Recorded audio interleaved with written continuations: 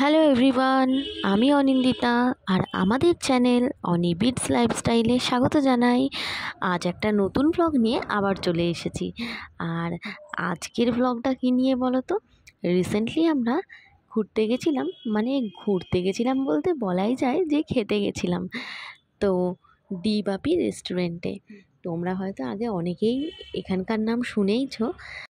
আর আমরা গেছিলাম সোদপুরে যে ডি বাপিটা রয়েছে ওইখানেই। তো সন্ধেবেলা হঠাৎ করেই প্ল্যান হলো যে আজকে ডি বাপিতে যাব, সেই মতোই চলে গেছি।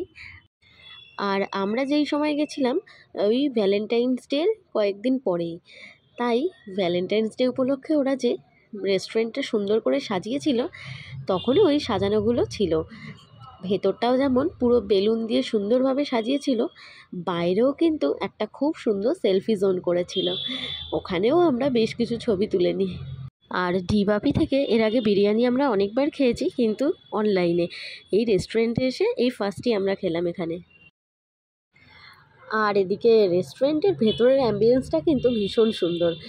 যতই অনলাইনে এনে খাই, রেস্টুরেন্টের এইরকম পরিবেশটা কিন্তু বেশ ভালো লাগে। যাই হোক, এদিকে এই করতে করতে আমাদের খাবারও এসে গেছে, অনেকক্ষণ থেকেই ওয়েট করছি।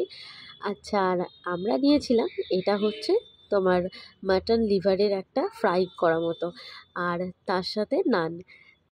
আর ডিবাবিতে এসে বিরিয়ানি খাবো না তা তো হয় না, বিরিয়ানিও খাবো। আগে এটা খেয়ে নিচ্ছি, তারপরে বিরিয়ানি। আর আজ আর অন্য স্টার্টার কিছু খাবো না, এইটা খাওয়ার পরেই একেবারে বিরিয়ানি। আর সাধারণত রেস্টুরেন্টে গেলে বিরিয়ানি জাতীয় কিছুই খাওয়া হয়, এসব তো খাওয়া হয় না। তাই ভাবলাম আজকে আর আলাদাভাবে স্টার্টার কিছু না খেয়ে এরকমই একটা কিছু ট্রাই করা যাক। এটার টেস্টটাও এত ভালো খেতে। তোমরা যদি কেউ খেয়ে থাকো জানিও তোমাদের কেমন লেগেছে। আমাদের তো দারুণ লেগেছে। এদিকে এটা খেতে খেতেই আমাদের বিরিয়ানিও দিয়ে দিয়েছিল। কিন্তু খাবারের এতটাই টেস্ট ছিল যে খেতে খেতে এতই ব্যস্ত হয়ে পড়েছি, তাই বিরিয়ানির আর আলাদাভাবে ছবিটা বা ভিডিওটা তখন করা হয়নি। যাই হোক, এই আইসক্রিমটাও আমরা খেয়েছিলাম, টুটি ফ্রুটি। এটাও কিন্তু খুব ভালো ছিল।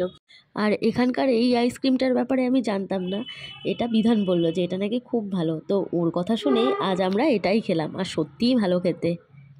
সোদপুরে গেছিলাম, মানে আমাদের বাড়ি গড়িয়া থেকে অনেকটাই দূরে, তাই জন্য বাড়ি ফিরে আসার তাড়াও ছিল। ওই জন্য বিরিয়ানি আর এদিকে আইসক্রিম একসাথেই সব দিয়ে দিয়েছিল।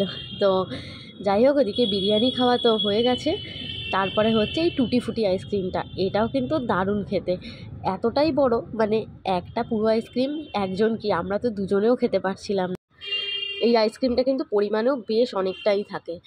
আর যেহেতু আমরা মিষ্টি কম খাই, তো আমরা তো অল্প অল্প খাই, তাই জন্য মানে একটা আমাদের নিয়েও দুজনের একটু বেশি মনে হচ্ছিল, কিন্তু খেতে কিন্তু খুব ভালো।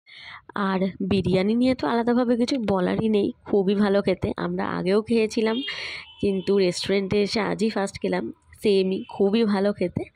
তো তোমরা যারা এসেছো এখানে খেয়েছো, তোমাদের কীরকম এক্সপিরিয়েন্স সেটা কিন্তু জানিও।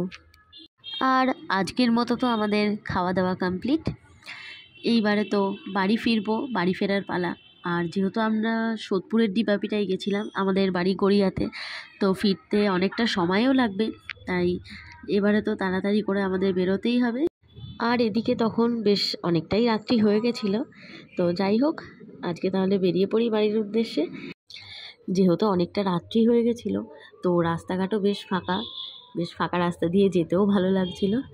তো যাই হোক, আজকের ব্লগটা তাহলে এখানেই শেষ করছি। নেক্সট ব্লগ নিয়ে আবার খুব তাড়াতাড়ি চলে আসবো। আর আজকের ব্লগটা কেমন লাগলো সেটা কিন্তু অবশ্যই জানিও। ভালো লাগলে কিন্তু লাইক, শেয়ার, কমেন্ট করো, আর আমার চ্যানেলটা কিন্তু সাবস্ক্রাইব করে দিও। Thank you.